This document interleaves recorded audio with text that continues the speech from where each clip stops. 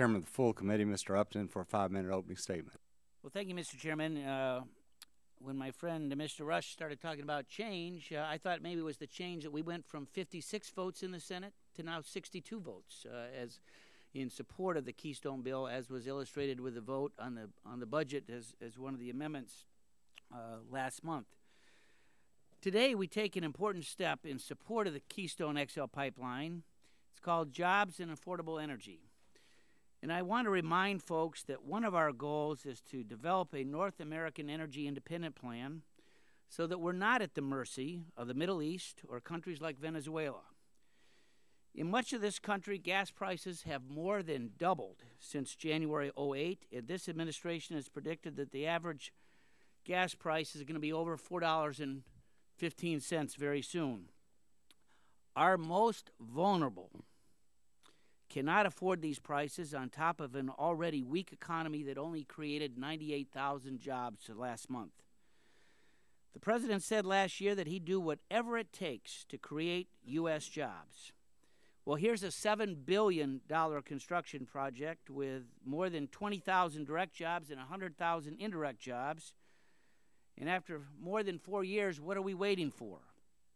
As policymakers, our job is to ensure that America can take full advantage of our nation's valuable resources by unlocking the power of our innovators and entrepreneurs. This committee has embarked on a path to explore this new era of North American energy abundance and rapid technological innovation. And the ability to successfully unlock these resources will lead to increased American prosperity and less energy imports from geopolitically unstable regions of the world. We should be measuring our energy policy proposals by whether they help contribute to increasing American energy self-sufficiency.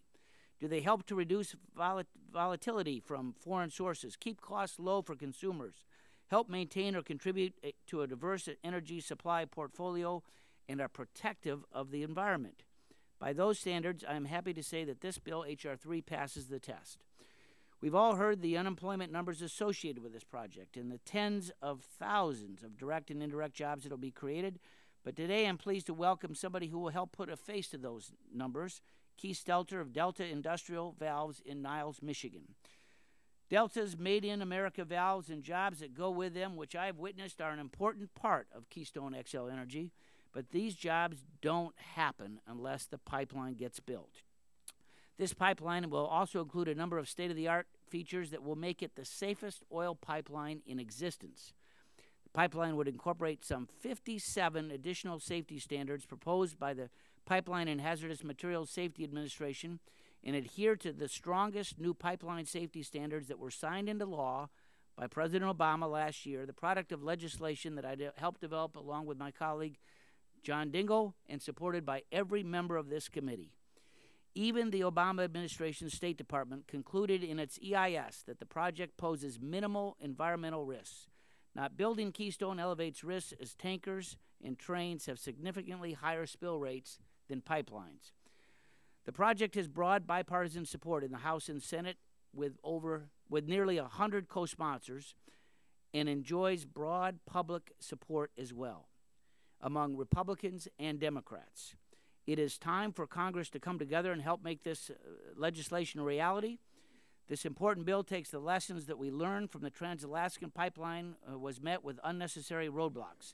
Just as the TAP pipeline was a game changer in the 70s, Keystone project will be a game changer in our pursuit of North American energy independence.